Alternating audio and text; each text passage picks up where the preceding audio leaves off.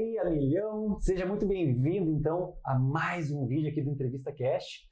E se você não é inscrito no canal, já te inscreve, ativa o sininho lá e já curta esse vídeo. E hoje eu estou com a presença ilustre aqui do mestre da neurociência, grande Felipe Borba. Obrigado, satisfação por te receber. O Felipe tem agenda lotada, muitas palestras, né, Felipe? Muito conhecimento para entregar, Sim. então obrigado pela tua presença aqui. Eu estou honrado de ter você aqui do meu lado.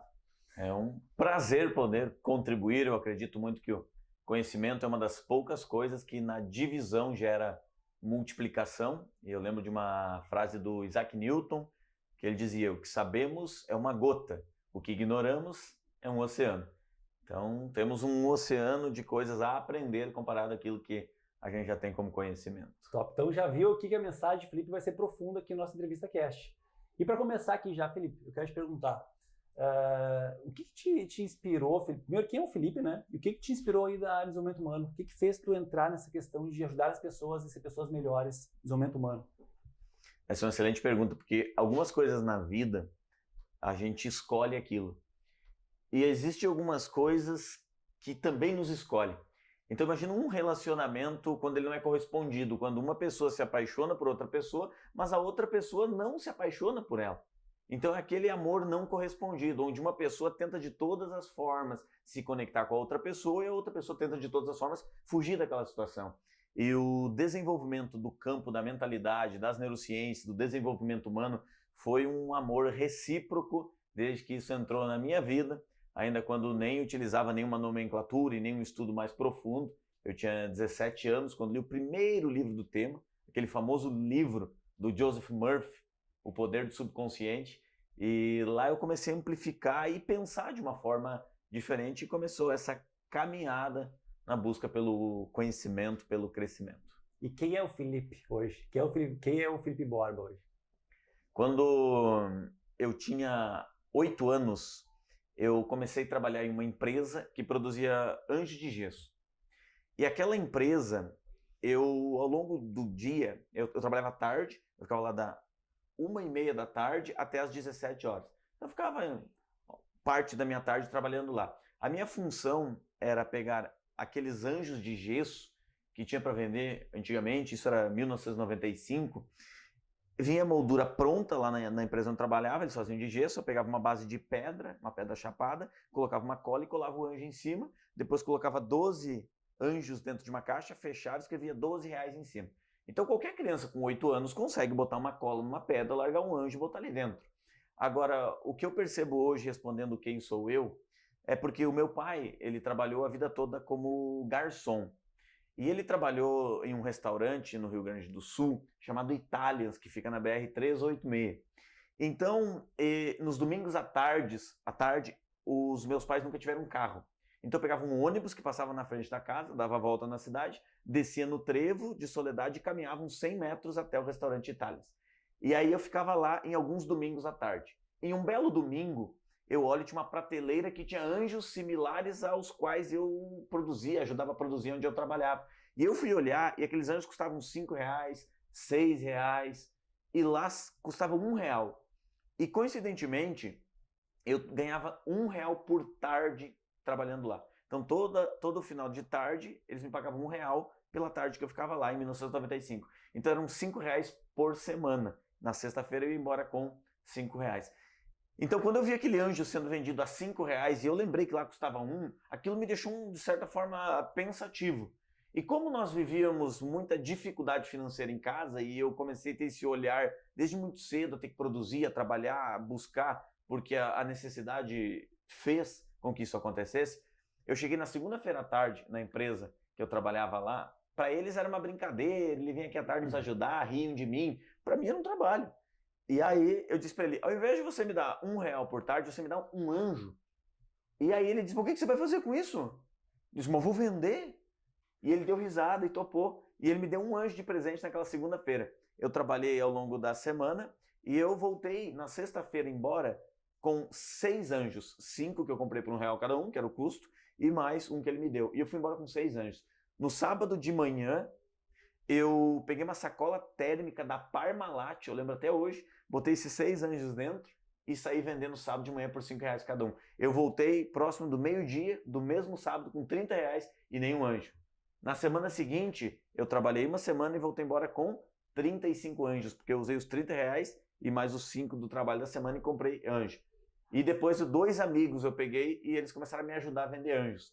Então, quando eu começo a buscar entender quem verdadeiramente eu sou um buscador eterno e um vendedor.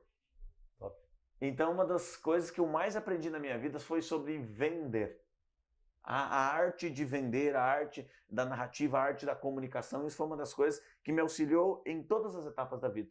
Em tudo aquilo que eu exerci profissionalmente, essa habilidade que começou lá aos 8 anos foi algo que me potencializou. Então, eu acredito que eu sou um buscador. Top. Alguém que está até há poucos dias me fizeram uma pergunta na caixinha do Instagram, mais de 10 vezes essa pergunta já apareceu, que me perguntaram qual o teu maior diferencial. E eu sempre respondo a mesma coisa, eu nunca paro de aprender. Top. Então, pessoal, já perceberam aqui o seguinte, que desde os 8 anos, né, Felipe? Sim. Já tinha uma mentalidade empreendedora que ele percebeu que existia algo maior a aprender, que querendo ou não é vendas, só que saber de forma estratégica isso, né? E a pergunta é o seguinte, Felipe, da tua experiência de conhecimento e prática, o que tu acredita que é o diferencial para a pessoa ter um sucesso, mesmo ela estando talvez numa família que não deu tanta oportunidade? O pessoal fala muito isso, né? Eu não tive oportunidade na minha vida. O que tu acha que a pessoa teve sucesso para chegar lá? O que diferencia ela para chegar num sucesso de fato? Perfeito.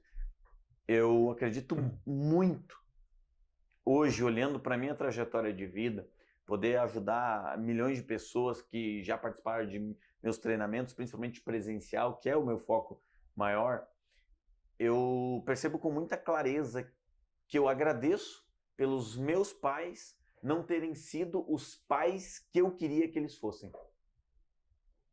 Então, os meus pais, eles nunca conseguiram estudar, a minha mãe não terminou nem o ensino fundamental, o meu pai fez o ensino fundamental, o ensino médio, e ele nunca buscou algo a mais em termos de desenvolvimento, só que ambos sonhavam com isso. Então, eles queriam isso, mas eles não fizeram isso acontecer na vida deles. Então, a minha mãe, ela sempre trabalhou no lar, ela nunca proveu recurso financeiro, mas ela trabalhou no lar, trazendo muito amor para a família, o que é uma edificação emocional muito importante. E o meu pai, como ele trabalhou sempre de garçom, então nós tínhamos pouca renda, moramos sempre em uma casa de madeira antiga, caindo os pedaços, e por vezes eu queria ter uma coisa, eu queria ter outra, eu vi os amigos comprando a chuteira lá eu lembro da chuteira da Umbro, lá quando eu era criança, e eu não podia ter nada dessas coisas. E aí eu tinha que buscar, e eu tinha que começar a trabalhar, e eu tinha que correr atrás. E o que fez com que eu me tornasse quem eu me tornei até aqui foram os desafios que eu enfrentei. Então eu percebo que a mentalidade por trás dos desafios é o que determina. Se eu começo a mapear pessoas de sucesso, nós vamos perceber que o sucesso, pessoas de sucesso, elas tomam decisões com base em onde elas querem estar. Os fracassados tomam decisões com base em onde eles estão. Então, o fracassado, ele sempre vai olhar para onde ele está e não para onde ele pode estar. E quando eu começo a amplificar, a ter mais clareza, a me desenvolver mentalmente, a me desenvolver emocionalmente, o problema em si não muda, mas eu, diante da circunstância adversa, eu acabo mudando. Então, a paz, o equilíbrio, ele não é ausência de conflito, é a presença do equilíbrio. Então, a paz, quando uma pessoa tem equilíbrio, ela vive em paz, não é uma pessoa que não passa por conflito, mas ela aprende a lidar com aquelas situações conflituosas de suas vidas. Então, a arte de lidar com problemas. Tem gente que diante de pressão, ela não aguenta a pressão. E quanto mais eu aprendo a lidar com pressão, eu vou vencer. Nós vamos enfrentar pressão social, nós vamos enfrentar pressão no trabalho, nós vamos enfrentar pressão de vida. E isso é da evolução humana. Nós só evoluímos enquanto espécie porque nós conseguimos suportarmos determinadas pressões em diferentes gerações. Então, a pessoa que ela quer ter sucesso, que ela quer ser diferente, ela vai ter que ser alguém, eu uso a expressão metafórica, uma pessoa sinistra psicologicamente. Ela tem que aprender a lidar com pressão. Top. Inclusive tem um livro, né, Espere Seu Gigante Interior, que o Tony Robbins fala muito isso, né? o poder da decisão. Quando você tem o poder de decidir aquilo de verdade, você muda toda a fisiologia e a tua ação entra em fluxo, né? Que a gente chama de ação massiva para isso, né? E outro fator que eu queria te perguntar. No meu consultório, Felipe, eu percebo um aumento de pessoas frustradas e, de certa forma, deprimidas, e aí buscam medicamento para isso. E nós sabemos que existem outros fatores que são fundamentais, até na questão da saúde intestinal, né? E eu te pergunto, o que tu acha que faz a pessoa deprimida entrar nesse estado, e também por que tu acha que o medicamento que elas utilizam seria a solução para isso, pela tua vivência? Eu percebo que quando eu tinha 16 anos, eu tinha um sonho de ter um Chevette. Era um Chevette vermelho que passava na frente da minha casa, e sempre quando eu conto essa história, eu coloco um parêntese. Não é um Chevette de colecionador, daquele Chevette de colecionador lindo, que tem um valor elevado. Era um Chevette velho, caindo os pedaços, que custava 2.800, eles queriam me vender em 10 vezes 280, e eu não tinha os 280 mensalmente para pagar. E eu tinha um sonho de ter um Chevette. O meu sonho era ter aquele Chevette. Eu queria de todo jeito ter aquele Chevette. Era o meu sonho. E por que eu tinha um sonho de ter um Chevette? Porque as pessoas que conviviam comigo, elas tinham de um Chevette para menos. Então tinha de um Chevette velho até bicicleta e andar a pé. Eu era o de andar a pé. Então, se eu tivesse aquele Chevette, eu seria o top 1 do meu ciclo social. Então, o ser humano, ele se adapta ao ambiente em que vive. A primeira modulação que eu preciso fazer é no ambiente. Se eu não modular o meu ambiente, não há medicamento que vá resolver aquilo. Então, quando eu começo a modular o meu ambiente, eu começo a olhar de uma forma diferente para o mundo. Então, por que o ser humano se adapta ao ambiente em que vive? Porque nós temos mecanismos funcionais. Um deles obviamente, que falar de um mecanismo específico do cérebro é meramente didático, porque o cérebro funciona de forma integrada. Mas nós temos um mecanismo chamado símbolo subgenual. Outras linhas de estudo chama núcleo subgenual, que entre inúmeras funções, uma delas é como o cérebro social. Então nós buscamos inconscientemente corresponder às expectativas do ambiente para sermos aceitos e aumentarmos os níveis de satisfação com a vida. Só que o cérebro, ele não mapeia se aquelas pessoas, aquele ambiente, aquelas atitudes, elas são positivas ou negativas. Ele apenas executa a ordem para mapear o ambiente e pertencer. Então, por vezes, a pessoa ela vai lá e tenta modular com algum tipo de fármaco. Então, o que ela faz? Uma intervenção com fármaco para algum processo bioquímico que não vai bem. Só que o corpo reage à mente e a mente reage ao corpo. Se ela trabalhar na parte farmacológica, mas ela não trabalhar o psicológico dela, ela basicamente vai secar gelo. Então, depois que eu começo a observar mais o ambiente, será que o ambiente não está me estimulando a produzir isso? Se a gente olhar o campo da epigenética, que ainda é um campo muito jovem, um campo muito novo, mas a epigenética mostra claramente o poder que o ambiente tem. Desde a medicina pós-genômica, que já vem esse movimento muito forte, mostrando que se o seu pai teve problema cardíaco, não é regra que você também terá. Se a tua mãe tem diabetes, não é regra que você terá. E sim você observar o teu condicionamento. Você tem uma predisposição, mas não é regra que você terá. Agora, se eu aprender através do meu estilo de vida, a qualidade do meu sono, o aterramento, contato com a natureza, as práticas de atividade física e alimentação, que aí você pode falar com maestria, muito mais fundo do que eu, sobre isso. Todas essas práticas, elas começam a fazer o corpo entrar em uma autorregulação e eu começo a fazer o quê? Silenciar os genes que teriam predisposição a desencadear isso. Então, se eu só utilizar a parte farmacológica e não entrar com um tipo de intervenção mental, ali na frente eu vou estar com um problema de novo. E eu realizei o sonho aos 18 anos de comprar um Gol quadrado 88 a álcool, que custava 13.200.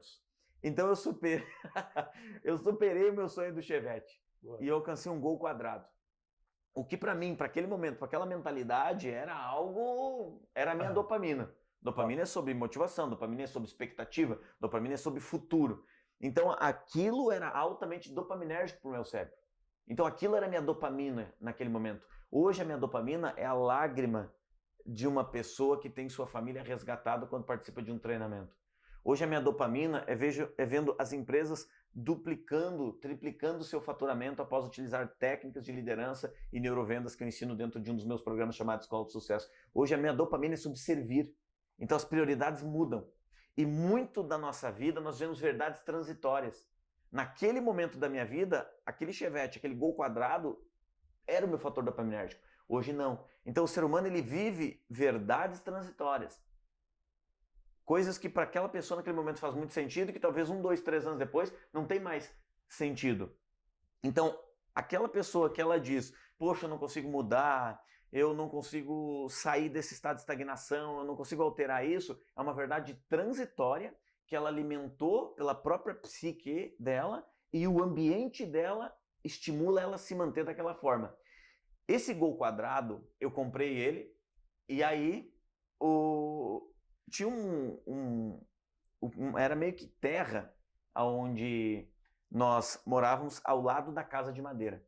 E aí foi colocado, depois feito um piso, mas aqueles pisos só que você bota só o cimento e puxa o cimento, só para não ficar barro nos pneus. E aí ele ficava em cima daquele piso. Então eu percebi que quando eu saía com o carro, ficava a marca de óleo no chão. Então lá ficava a marca de óleo. O que eu fazia ou a minha mãe fazia? Ia lá, largava água, pegava uma vassoura e tirava aquela marca de óleo. E eu saía com o carro. Aí eu voltava, estacionava o carro. Quando eu saía de novo, a marca de óleo estava lá. E eventualmente o que eu comecei a fazer foi repor o óleo. E aí teve momentos que eu fui lá e perguntei para um mecânico o que eu tinha que fazer. Ele disse, olha, isso aqui você vai gastar aproximadamente R$800, porque tem que abrir, trocar a junta, não sei mais o que lá, porque eu não entendo dessa parte de carro. E ele me explicou o que tinha que fazer, só que R$800 lá em 2005 era uma fortuna, eu não tinha esse dinheiro. E aí o que eu fiz? Depois eu resolvo. E eu ficava só repondo óleo. E quando eu parava na garagem, as gotas ficavam. Até que um dia eu estava indo, o carro começou a falhar, ele apagou e não pegou mais. E aí o motor fundiu. Para fazer o motor era quase o valor do carro. Eu tive que vender o carro para fazer o motor, sobrou uns R$500 e não virou em nada. Por que eu estou dizendo isso? Porque algumas vezes as pessoas, se elas não trabalham em resolver o vazamento na vida delas, porque às vezes você fala assim, poxa, a pessoa vai vir aqui fazer um plano com o Everton e com a equipe. Aí vai dizer, nossa, mas cara, isso aqui eu vou gastar muito.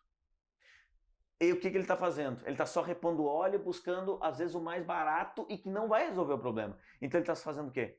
Repondo o óleo. Lá na frente o problema será maior. Então os fármacos, eles não são vilões, mas da mesma forma que se eu usar apenas deles para resolver demanda, eu estou só repondo óleo. Eu tenho que resolver na parte fisiológica e psicológica, porque há essa conexão, para que então o resultado aconteça. Eu tenho que parar de apenas limpar o chão e repor o óleo. Eu tenho que resolver o vazamento, porque aí sim eu vou resolver o que está gerando o desequilíbrio, fazer com que a gente saia do estado de homeostase, que é a busca do nosso corpo. Top. Olha só que interessante, pessoal. O Felipe comentou aqui a questão da epigenética. E eu vou linkar a questão do físico e da mente ao mesmo tempo. Pensa o seguinte, ó. Digamos que sua mãe é diabética e teu pai tem hipertensão. Você crê fiamente que você pode ser um diabético e hipertenso. Uhum. Já que meus pais têm isso, eu não vou me cuidar tanto, porque eu sei que logo na frente eu vou ser diabético e hipertenso. Só que ele não entende que é muito pouco o percentual que ele vai chegar nesse patamar se ele tiver ações ao qual a epigenética respondem. Ou seja, fazer exercício físico e cuidar da sua alimentação. Então, se ele tivesse o conhecimento específico para entender que as ações dele, né, vai influenciar muito lá na frente, ele começa a agir. Então, eu percebo também, Felipe, que os pacientes, ele tem uma falta de informação completa, porque eles colocam a culpa na genética. Um exemplo disso, né? A pessoa, ela tem os pais obesos, e aí ele é gordinho. Ele fala, minha família é gorda, eu vou ser gordo também. E aí essa crença que ele acredita influencia nas ações que ele vai ter na dieta. E aí a gente vai para a questão da bariátrica. Muitas pessoas estão fazendo bariátrica, e o que está acontecendo?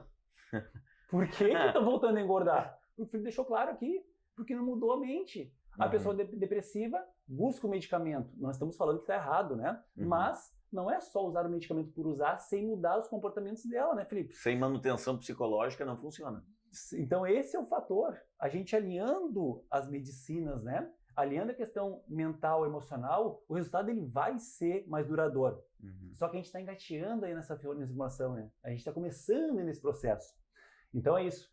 Dentro do imediatismo, então, a pergunta. Digamos que a pessoa queira ter um resultado e eu percebo que ela quer o resultado para ontem.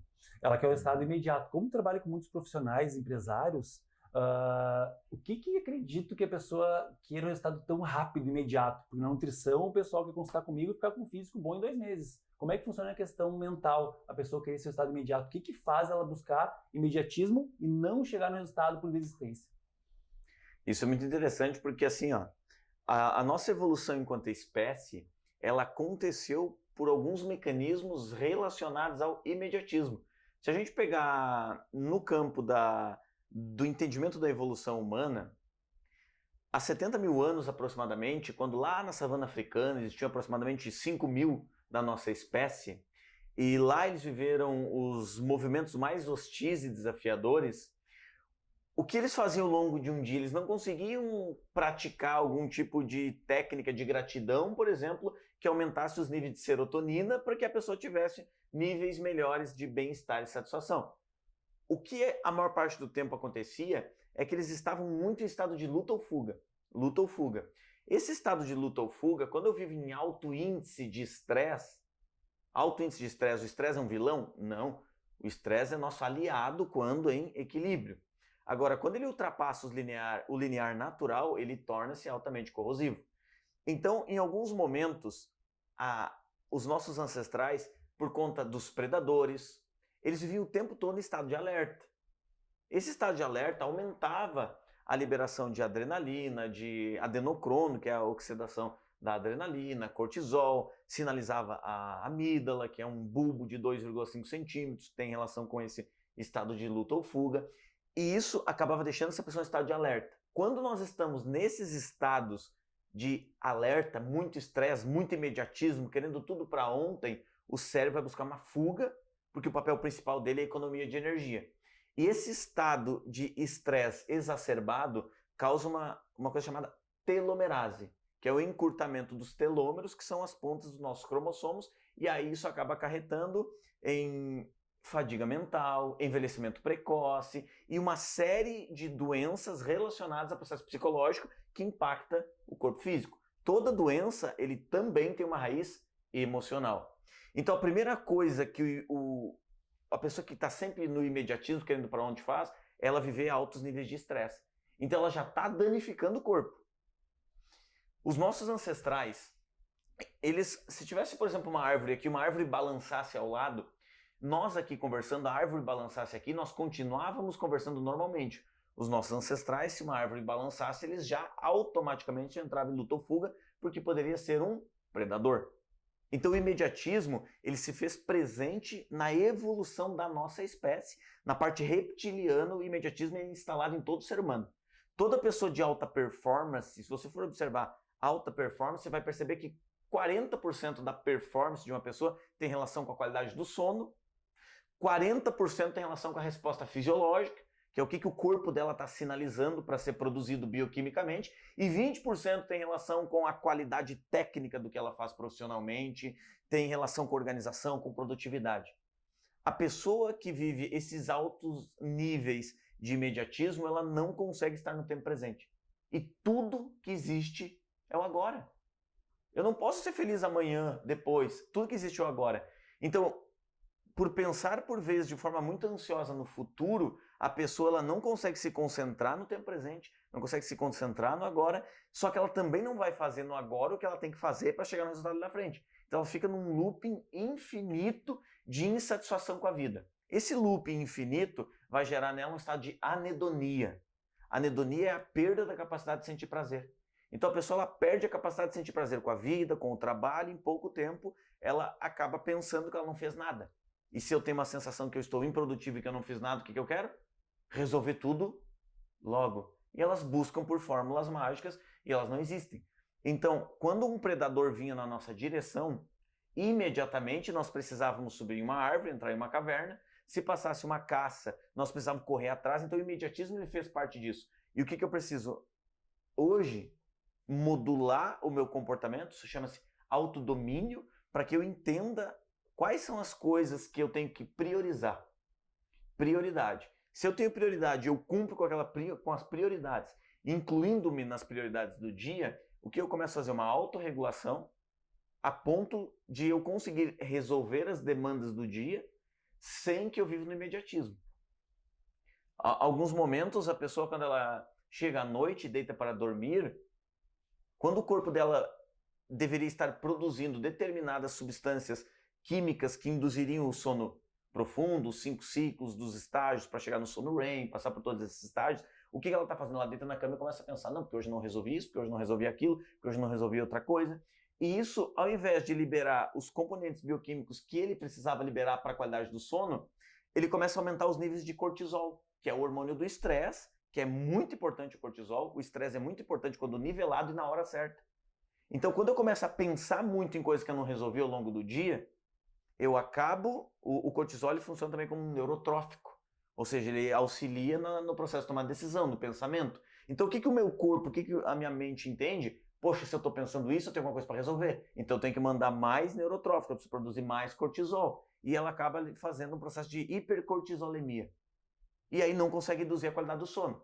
E aí a pessoa tem um sono de baixa qualidade, e aí afeta, só falando em performance, humor, aprendizagem e raciocínio, por conta de não ter uma qualidade do sono. Aí como que a pessoa acorda no dia seguinte? Com uma busca por resolver suas demandas, o imediatismo, maior do que o dia anterior. E toda essa explicação aqui que eu falei é só um dia da pessoa. Então, o que eu mais percebo hoje, nós fizemos na Escola do Sucesso, nós vamos iniciar, da gravação dessa entrevista, nós vamos iniciar em Porto Alegre a turma 135 da Escola do Sucesso. E eu percebo que quando as pessoas avançam nos 3 primeiros módulos, que o módulo 1 é neurociência e comportamento, o módulo 2 é saúde mental e equilíbrio emocional e o módulo 3 é autoconhecimento, quando elas avançam nesses 3 módulos, nós lançamos a série de 1000 depoimentos dos nossos alunos. O resultado que elas têm no campo financeiro, no campo da produtividade e nos níveis de felicidade é surpreendente. Só que o que está fora não mudou. O que mudou é o que está dentro.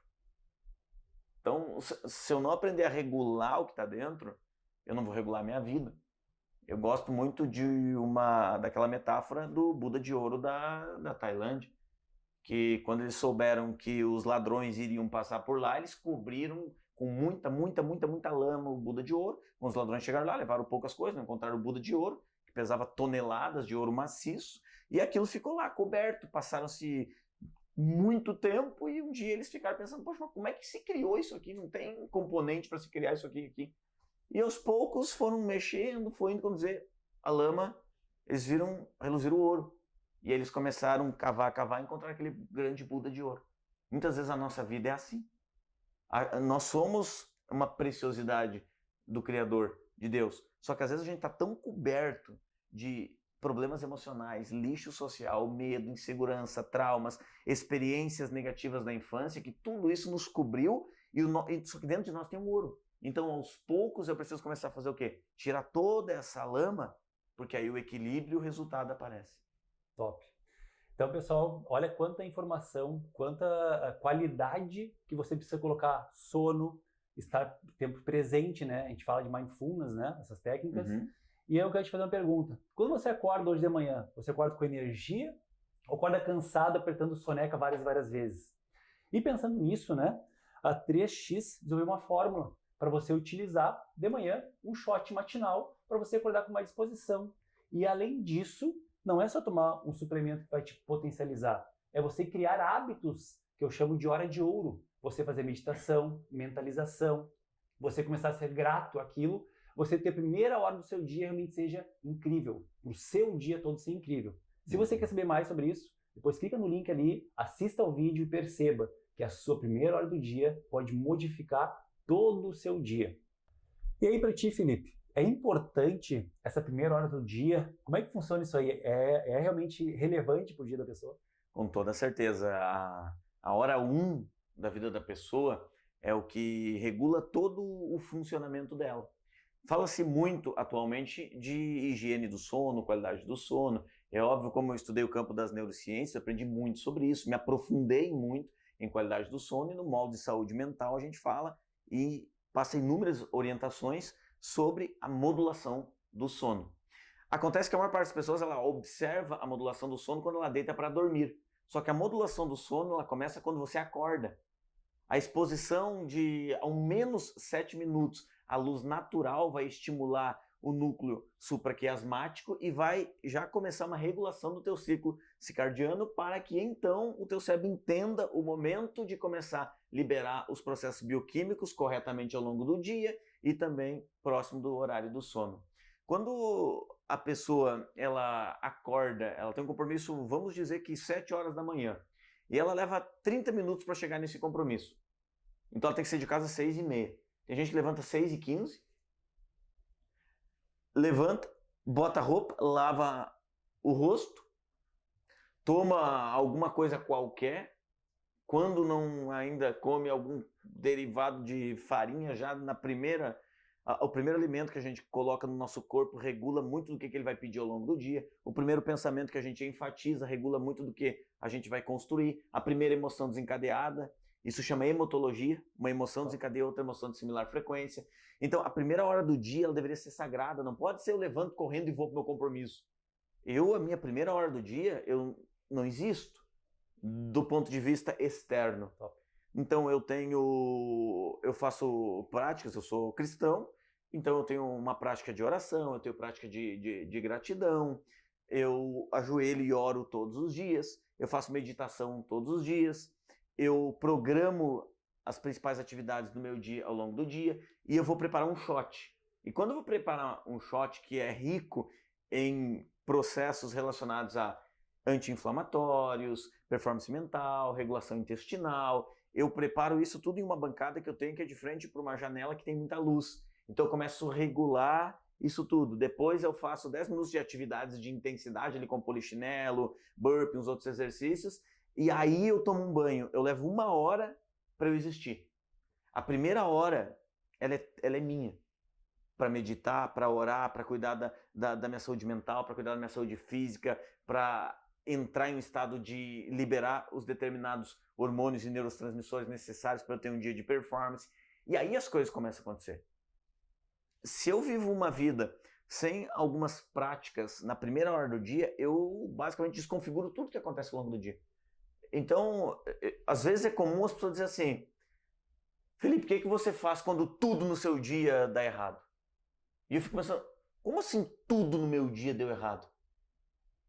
Se eu acordei, já deu certo. Se eu me certifiquei que as pessoas que eu amo estão ali, já deu certo. Se eu tenho saúde, já deu certo. Se eu tenho oportunidade, já deu certo. Se eu tenho trabalho, já deu certo. Se eu tenho como levantar em busca dos meus sonhos, já deu certo. Tenho que bater no meu peito e tomar decisões para mudar o jogo.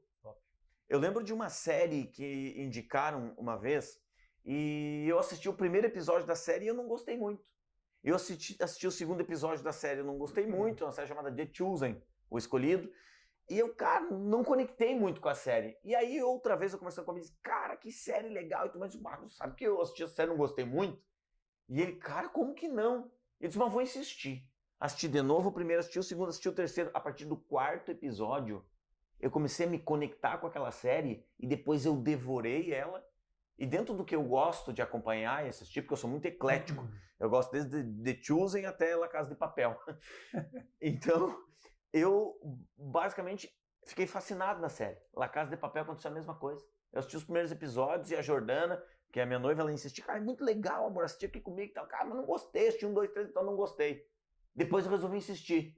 Do 5º, 6º episódio em diante, eu fiquei fascinado e assisti a série inteira, porque ela é muito inteligente, a série. A forma como ela é construída. E eu olho muito filmes, séries, olhando a mentalidade por trás do diretor. A gente trabalha com isso, a gente gosta de ver, entender o bastidor.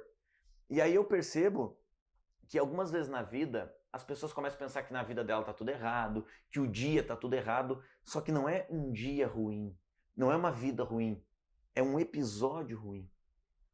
É apenas um capítulo ruim. Só que eu tô julgando toda a série por 1 ou 2 capítulos. E algumas pessoas, quando 1 ou 2 coisas saem do controle dela, talvez 5% do dia dela deu errado, e ela generaliza, porque o papel, cientificamente falando, do cérebro é distorcer, generalizar e deletar. Sempre com intuito. Isso tem até o estudo do viés de confirmação, que o cérebro humano ele busca por informações que comprovem as suas crenças, sejam elas positivas ou negativas, porque aprender algo novo é gasto de energia. O papel primitivo do cérebro é economia de energia. Então, a primeira hora do dia, ela vai determinar psicologicamente como que o meu corpo vai reagir quando algo negativo acontece.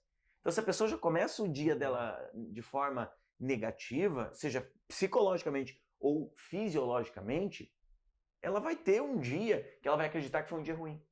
Então, às vezes, é parte de um dia e ela está pegando só um corte. É como se, por exemplo, a gente pegasse a entrevista aqui de 1 hora, por exemplo, e a gente fazer um corte lá de 2 minutos. E alguém pegar esse corte de 2 minutos e dizer, não gostei disso que o Felipe Borba falou, não gostei disso que o Web falou, não, isso aqui não, vou assistir outro episódio, vou assistir outro podcast. E pode ser que no meio dessa série aqui tenha um conteúdo valioso que vai mudar a forma como a pessoa pensa em relação à vida. Que o Einstein dizia, educar verdadeiramente não é enumerar fórmulas prontas ou ensinar fatos novos, mas sim preparar a mente da pessoa para pensar. Então ela julgou 1 hora ou mais de conteúdo por apenas um fragmento de 2 minutos. E isso acontece em vários momentos da vida. Por conta da pessoa não dedicar 10, 20, 30 minutos, 40 minutos, 1 hora para o dia dela, ela acaba mudando todo o funcionamento bioquímico do corpo e automaticamente se instala um novo hábito. E aí, aproveitando o gancho do novo hábito, né? Lógico, né, Felipe? Não é uma coisa fácil de ser implementada. A pessoa que acredita que tem preguiça de manhã, acredita, sou preguiçoso de manhã, não gosto de acordar cedo. Eu não gosto de fazer exercício físico. Meditação, Deus o livre, eu sou ansioso. Então, lógico, quebrar essas crenças e colocar o novo hábito é difícil. E aí a questão da série que tu falou, né? Inicialmente pode ser um pouco difícil, mas depois tu percebe os benefícios dessa prática, o jogo muda. Porque eu era um cara altamente preguiçoso de manhã. Meu pai tinha que abrir a minha janela do quarto para eu levantar de manhã. E aí depois que eu percebi, opa, peraí, a primeira hora do dia existe hábitos que mudam o meu estado do meu dia. Vamos tentar? Vamos. E aí começa a fazer dia 1, dia 2, dia 3. Desisti, é muito chato isso. Aí eu repenso e vou de novo. Dia 1, dia 2, dia 3. Chega uma hora que começa a ser prazeroso, né, Felipe? O hábito. Como exercício físico. Então, exercício físico não é prazeroso, não é gostosinho treinar, botar uma barra nas costas e agachar. É doído. Só quando tu percebe os benefícios daquela prática, você começa a querer fazer mais. E o hábito de manhã também acontece isso, né? Perguntando sobre o hábito, né, Felipe? Quais são os hábitos que tu acredita que as pessoas precisam desenvolver ou ter para ter uma vida plena? Quais são os hábitos que tu pontuassem? E esses hábitos são indispensáveis, Everton, para ter mais longevidade, qualidade de vida. A primeira coisa que ela precisa trabalhar fortemente é o campo emocional. Deve perceber clinicamente que a pessoa, muitas vezes, ela chega aqui empolgada. Não, porque agora eu preciso perder gordura, eu preciso ganhar algum peso de músculo, eu preciso isso, eu preciso aquilo, empolgado, porque agora eu quero fazer acontecer isso aqui e tudo mais e tal. E eles te mandam uma mensagem, não consegue uma consulta para essa semana. E obviamente não vai ter agenda para ela naquela semana, mas a pessoa quer muito aquilo, e tu diz, olha, eu consigo tal dia, ela fica ali, ela chega aqui empolgada, e agora vai, e ela pega toda a parte integrativa que você faz com você, com a tua equipe, e ela começa aquilo, vai 1 semana, vai 2, 3, 4 semanas, na 5ª semana ela já para de te marcar, ela já para de chamar o pessoal para tirar as dúvidas, e se você for observar, ela já desistiu do plano. Por quê? Por conta de uma coisa chamada comunicação interna. Então, se a pessoa ela não aprender a lidar com o emocional dela, ela será governada pelas emoções do momento. Então, a dopamina, ele é esse neurotransmissor relacionado com expectativa, com motivação. Só que a dopamina ela é modulada pelo ambiente e pelos pensamentos também.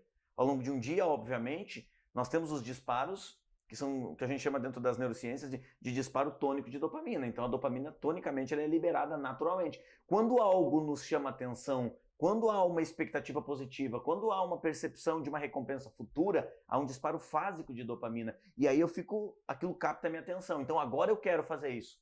Só que quando eu começo e eu não vejo, a gente volta lá para o imediatismo, e eu não vejo o resultado imediatamente, o que acontece com o cérebro? Ele vai diminuir a atenção e o valor dopaminérgico em relação àquilo. Então, primeiro eu mudo como eu funciono por dentro, a partir da alimentação, das práticas de atividade física, e o resultado estético e o resultado na performance, porque muitas pessoas não buscam por estética, e sim por performance física, saúde, qualidade de vida, longevidade, performance mental. A gente tem hoje tecnologia que nos permite vivermos mais. Então as pessoas buscam aprender como viver mais, mas elas não buscam aprender que tipo de vida eu quero viver mais. De que adianta eu viver mais se eu não sei que tipo de vida eu quero viver mais? E as minhas emoções vão determinar se eu vou ter persistência ou não. Então, depois de um determinado período que, obviamente, dentro do campo da saúde tem o princípio do individualismo, que cada corpo, cada genética, cada pessoa reage de uma forma diferente ao mesmo protocolo, algumas pessoas vão levar mais tempo, outras menos tempo, para chegar naquele determinado resultado que ela almeja. Então, digamos que leva 5 meses para a pessoa começar a ter aquele resultado nos níveis de satisfação, o que ela almeja, na qualidade de vida, na estética. Só que isso não aconteceu no primeiro mês, porque primeiro está acontecendo um movimento muito profundo no campo interno. E depois o resultado estético é um reflexo do interno. Só que no primeiro mês o que a pessoa espera? Que o estético apareça. E quando não aparece, o que ela faz? Desiste, porque ela não consegue lidar com as suas emoções. Então, desenvolver autodomínio é de longe o hábito mais importante que a pessoa precisa ter. Desenvolver autodomínio. No meu livro tem uma frase que eu falo que do berço ao túmulo, a pessoa será governada pelas suas emoções. Então, esse é uma das coisas mais importantes. Você, como que forma um hábito? Repetição. Hábito é sobre cérebro. As pessoas confundem o campo da mente com o campo do cérebro. Cérebro é sobre repetição, não tem outro jeito. É igual aquela mata fechada, de tanto você passar no meio, cria um trilho, um caminho ali. Hábito é repetir, repetir, repetir, repetir, repetir. Só que inicialmente, antes de eu perceber o benefício daquilo, quando eu percebo o benefício, eu tenho valor dopaminérgico. Antes de perceber o benefício, é que as pessoas desistem. Então elas desistem antes de perceber o resultado. E aí o que ela faz? Volta para a estaca zero. Aí 6 meses depois ela abre de novo. Não, mas agora eu preciso de tal coisa. Aí ela volta. E aí ela vai buscar um outro profissional. E ela vai repetir o mesmo padrão no outro profissional. Então essa capacidade de lidar com as nossas emoções é fundamental. O autoconhecimento é fundamental. O meu novo livro que eu estou escrevendo tem uma frase que diz: conhecimento é liberdade. Autoconhecimento é libertador. Top. Então saber e não fazer é ainda não saber. E aproveitando, já deixa, né, Felipe? Tu trouxe aqui o teu livro, A Bíblia da Inteligência, né? O que que fala no livro aqui, Felipe? Qual é o conceito dele? O que que traz aqui para nós?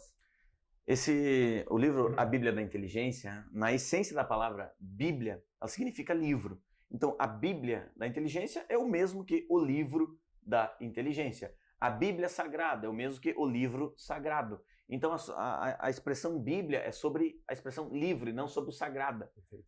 Então, eu não quero fazer uma comparação com a Bíblia Sagrada, mas sim com o sentido que essa palavra traz, para já dar uma provocativa para quem lê. Pô, mas o cara botar Bíblia no nome, mas é no sentido de livro.